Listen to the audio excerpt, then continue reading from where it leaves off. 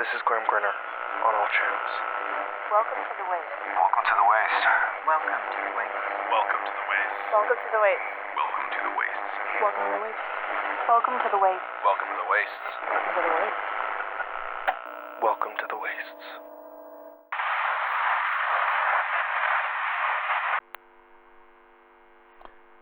Episode 4, Bump in the Wastes.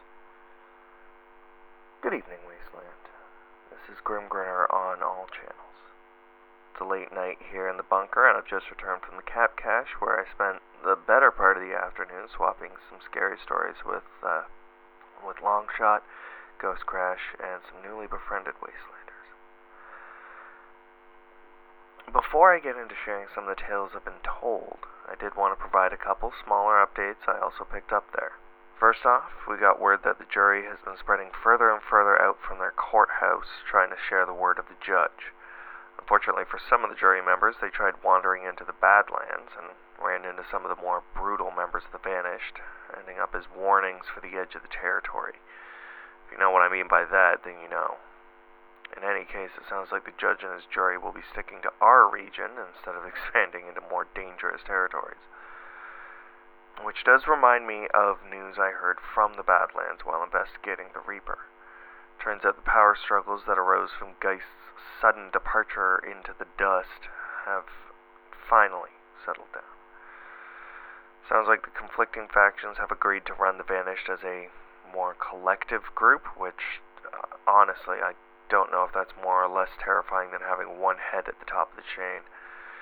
Anyways, they made their borders pretty clear, so that shouldn't be a concern for most of us here in the Terrio region.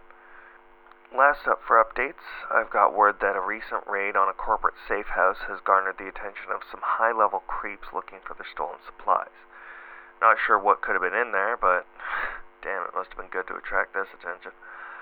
That being said, stay safe when traveling anywhere near the northern walls of the Gat. And if the folks that pulled off such a risky raid are hearing this, I would love to connect for some trading. Nudge, nudge. Alright, now with those out of the way, time to talk some scary stuff. So, while Longshot, Ghost Crash, and I were hanging out at the Cap Cache, we started telling some scary stories. You know, campfire stuff, similar to what one would hear from a certain Mr. Diggins on a late-night camp out in the wastes. Of course, 3 known rebels sitting in a bar are going to attract attention from all sorts. Luckily, the Cap Cache is far enough from corporate territory, so the type of folks that we found ourselves trading trinkets and stories with over our rounds of drinks were the more pleasant batch of Wastelanders. One in particular came over and introduced themselves as Cutter, and they had a bit of a tale that I'm going to try and remember for you all out there. Cutter told us a terrifying tale that's apparently been floating around since before the fall itself, which is fairly impressive. Almost makes me want to ask Samuel about it. Anyways, supposedly the story goes a little something like this. Years before the fall, when the walls around the major cities and regions were still in their infancy and the feral virus had yet to become a problem so widespread that bombs had to be dropped, there was talk of a region here in Terrio where some strange things were happening. Animals acted differently, time almost seemed irrelevant, like it was standing still, and any compass or tracking system that was around at the time would suddenly go haywire. Most people that ventured through that area said it was likely some sort of magnetic plate deep in the earth that was out of place and causing these things to happen. But there were some folks who claimed that late at night they heard what sounded like a soft sound on the wind, like a voice humming a song. Some travelers would search out the ethereal voice with no luck. It would fade as soon as they were getting close. Some people claimed to have heard the voice in the night and woken the next day to find that one of their friends was missing, never to be seen again. For a time, some referred to this as the Gonquin Siren, luring hikers and wanderers to their doom. She became something of a legend, of which there were plenty in the old world. Of course, now we have a bunch of new ones out here, but what makes this siren persist is how the story continues. As we all got closer to devastation, with ferals beginning to roam in bigger and bigger packs, and people gradually started to lock themselves away, we all kept a keen eye and ear on any news reports we came across. Sometimes it was the last words of a local radio station, or announcements on a TV screen of some devastation across the seas. But one particular broadcast that happened just before it all fell apart was different.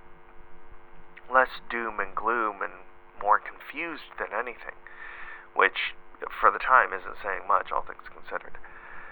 No, this broadcast was from a copter flying high above a national park, the same park that was supposedly home to a siren that lured people to their doom.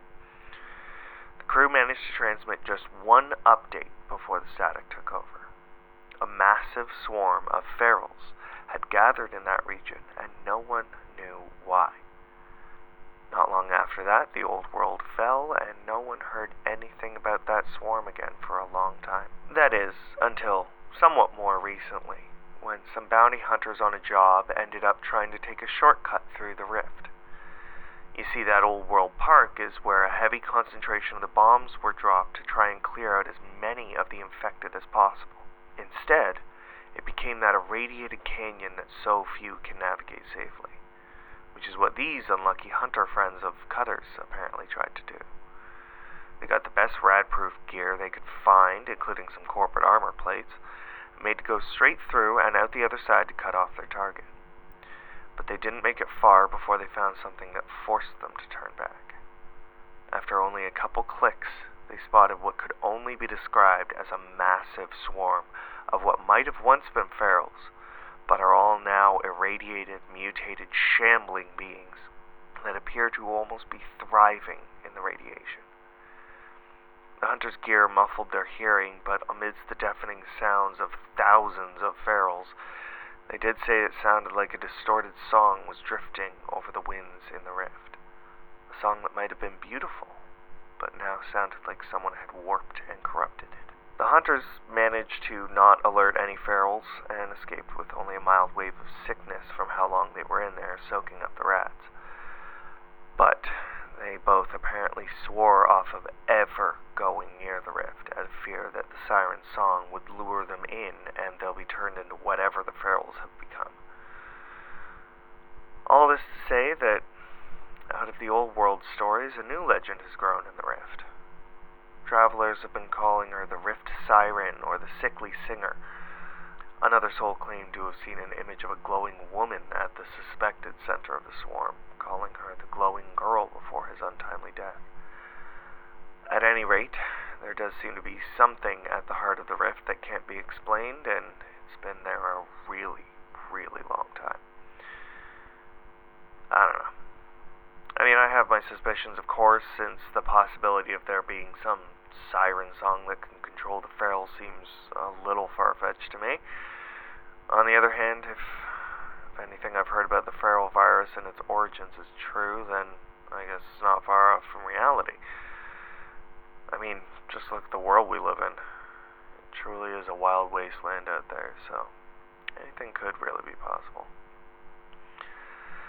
Well, that's about all I have for this broadcast wasteland.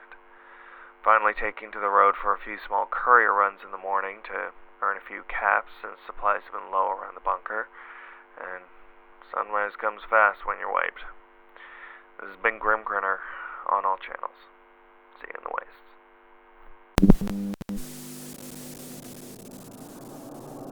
Welcome to The Wastes is a Wasteland podcast brought to you by Edward Grimm Grinner Hutchinson, but made possible by Wastelanders like you.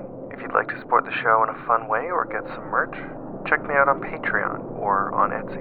The links to both of those, as well as all my social media, can be found at linktree.com/welcome to the wastes.